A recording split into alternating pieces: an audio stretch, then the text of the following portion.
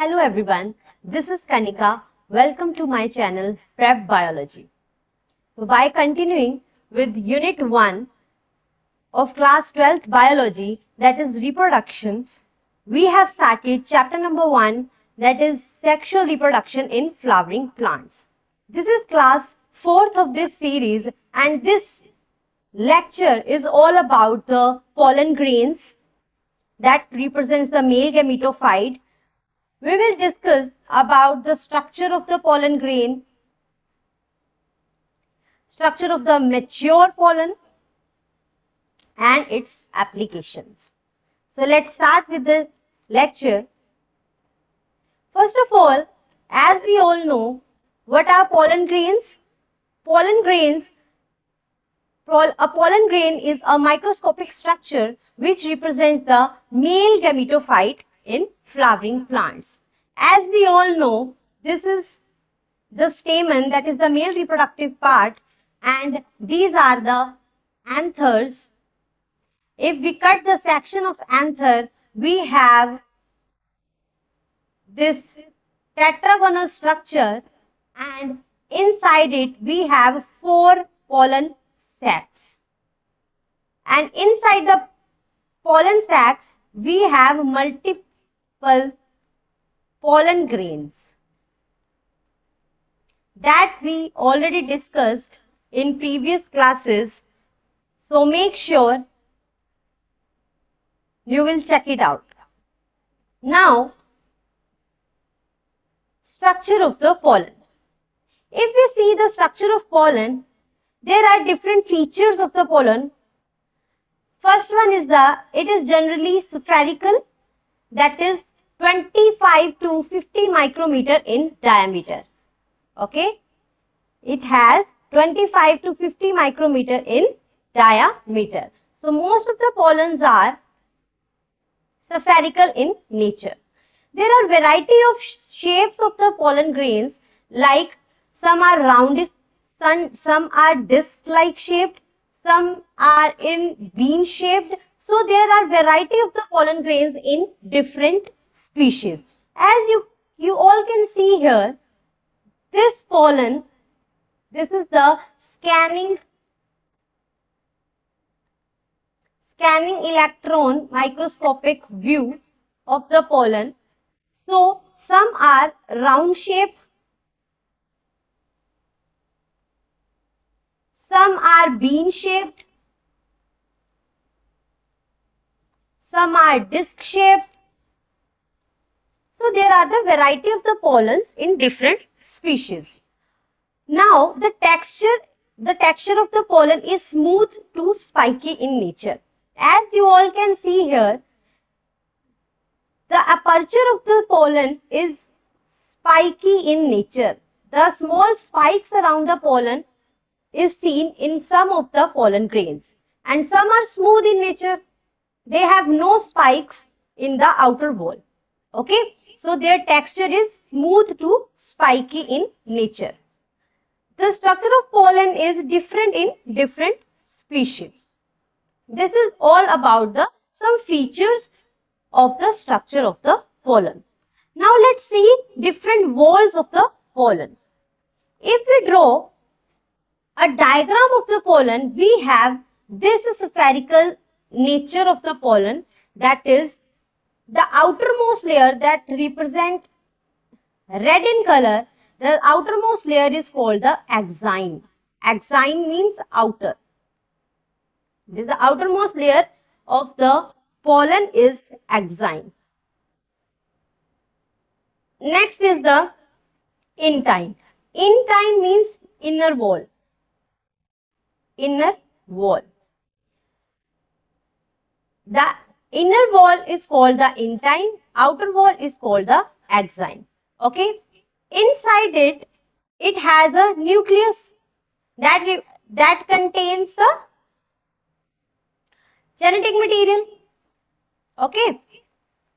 And last one is very important part of the axine. In the outer wall of the pollen, that is in axine, it contains small rounded aperture, that is called the germ pore. That is called the germ pore. As you all can see here, it has small aperture in the axine, that is called the germ pore. Now, what is the function of germ pore? Germ pore helps in formation of the pollen tube. Note it down that germ pore helps in formation of the pollen tube, and it also helps in the fertilization process. Fertilization process. Okay? So this point is very important. So make sure you will note it down. The outermost layer of the pollen is axine. Inner layer is intine. Inside the cytoplasm we have the nucleus, and in the axine part we have special rounded aperture, that is called the germ pore. And what is the function of the germ pore? Germ pore helps in the formation of the pollen tube, and it helps in the fertilization process. Okay, so this is the structure of the pollen. Now let's discuss about the difference between axine, that is the outer wall, and intine. This chart is very important. I have made this chart in very crisp and pointed manner. So make sure you all note it down from this chart and add it in your notes. So first point is axine. Axine is outer layer, as we all know, and intine is inner layer. Axine. What is the nature of axine? Axine is hard in nature. Hard in nature, and intine is thin in nature.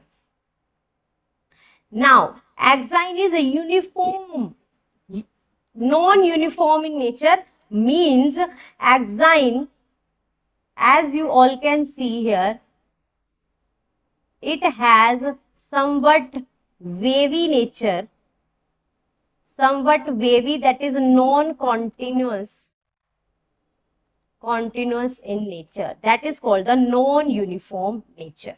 Okay, that is called the non-uniform nature. Now, what is the nature of intine? It has a uniform nature. It is continuous in nature. Continuous in nature. Now, next point is very important. The axine wall is made up of special kind of organic material, that is called the sporopolanin. Sporopolanin.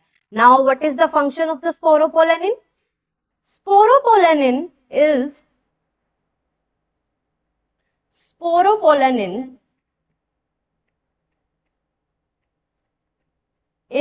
most resistant organic material. It is the most resistant organic material. Okay, so it is the most resistant organic material. That's why it can withstand in higher temperature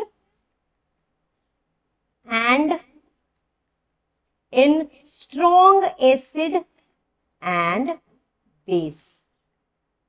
Okay, so these points are very important. The axine is made up of the sporopolanin material, which is most resistant organic material. It is the most resistant organic material, and it can withstand in higher temperature and strong acid and base. In any adverse condition, it is not possible to degrade sporopolanin from any enzyme. This is very, very important because it is most resistant organic material. Okay, so this point is very important, that there is no any enzyme, there is no any enzyme present in all over the world that degrade sporopollenin. Is it clear to you all? Now, intine. In intine, sporopollenin is absent, but in intine, the intine is made up of cellulose and pectin. What is the composition of intine? It is made up of cellulose and pectin. These are the polymers. These are the polymers. Now, last point of axin is it contains germ pore. As we all know, as we all discussed earlier, that axine contains germ pore. And what is the function of germ pore? It helps in the formation of pollen tube during fertilization. And intine does not contain germ pore. I hope these points are clear to you all. So nature of the sporopollenin is inert. It is very stable. That's why it is difficult to degrade the sporopollenin, because of the inert or stable nature. It is a biopolymer. Okay, it is a biopolymer made up of multiple monomers, and it belongs to terpene family of organic compound. We already discussed it is an organic compound, and which family of organic compound? That is the terpene family. It belongs to the terpene family, terpenes family. That is the organic compound. Now, one very important point of germ pore. Germ pore is present in axine, as we all know. Now, we already discussed that axine is made up of sporopollenin. Okay, but in germ pore, sporopollenin is absent. Sporopollenin is absent. So, this is very important that axine contains, this is the axine. Okay, and this is the germ pore. This is the axine. In all over the axine, the sporopollenin is present, but in germ pore area, the sporopollenin is absent. So these 2 points are very important. Note it down carefully. Okay. Now let's study about the mature pollen grain. When pollen grains gets matured, it has multiple changes in their structure. Let's study about it. We all know this structure. This is the young pollen grain. It has axine, intine, and inside it we have the nucleus. Now when it gets matured, the nucleus shifted towards the periphery of the cytoplasm. As you all can see here, from center it will shift towards the periphery. Okay, it shifted towards the periphery, and small vacuoles are formed in the middle of the pollen. Now, asymmetrical divisions occurs inside the nucleus, and we have multiple asymmetric spindles are formed during the division.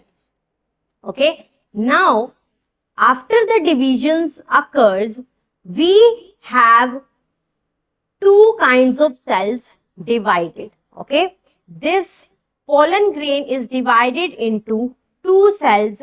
The upper large cell is called the vegetative cell, and the basal or the lower cells, which is smaller in nature, that is called the generative cell.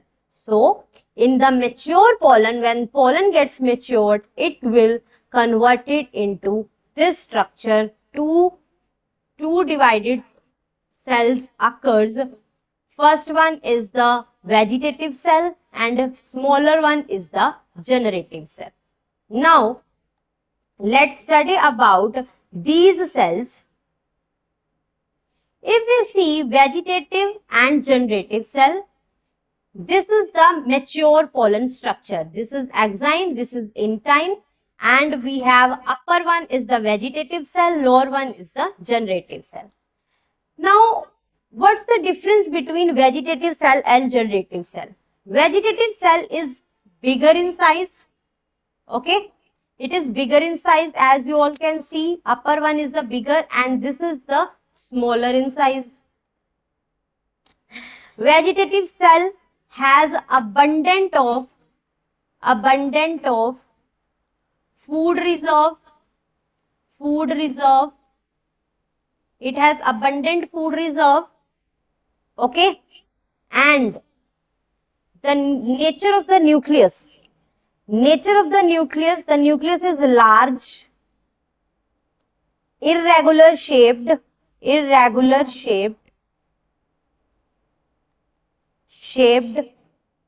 okay? The nucleus is large and irregular in shape. It has not a regular structure, it has a irregular shape. And what is the shape of the nucleus of the generative cell? Generative cell nucleus has spindle shaped nucleus. It has spindle shaped nucleus, not round, it has spindle shaped nucleus and has a dense cytoplasm.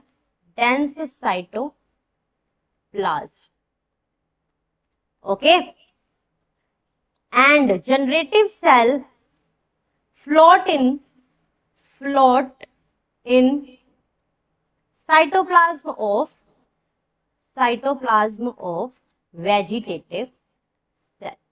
Okay, because it is smaller in size, that's why it sometimes float in the cytoplasm of the vegetative cell. These are the difference between the vegetative and the generative cell. Note it down carefully. It is bigger in size, vegetative. Generative is smaller in size.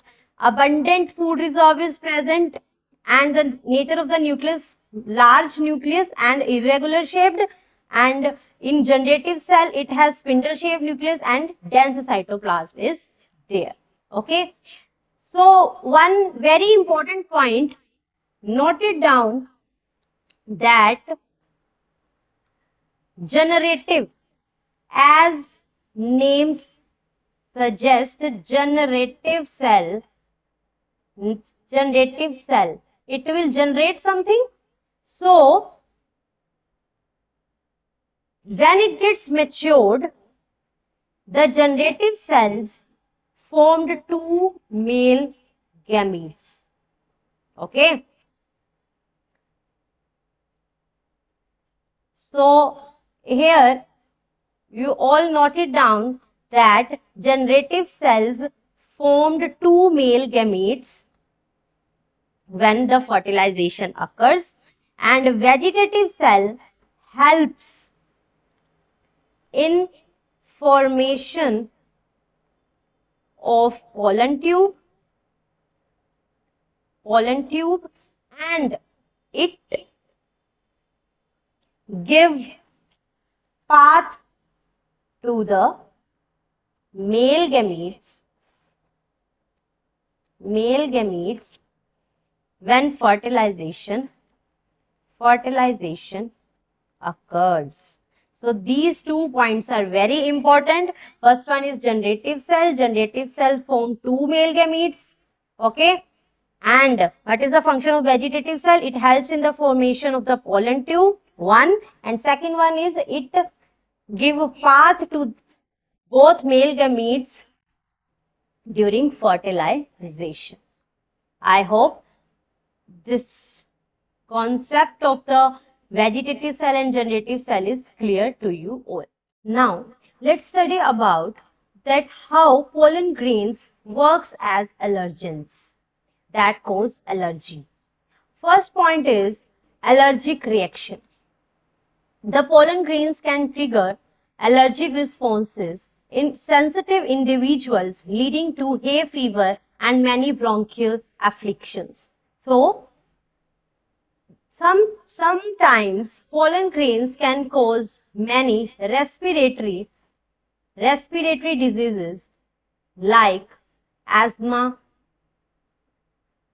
bronchitis, etc. So it causes allergy. That's why the pollen grains act as a allergens.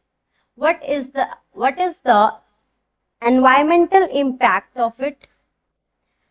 They can impact air quality. The pollens can impact air quality and human health during pollination season, causing discomfort for allergy sufferers. Okay, so sometimes in the pollination season, the quantity of the pollens around us are very high in nature.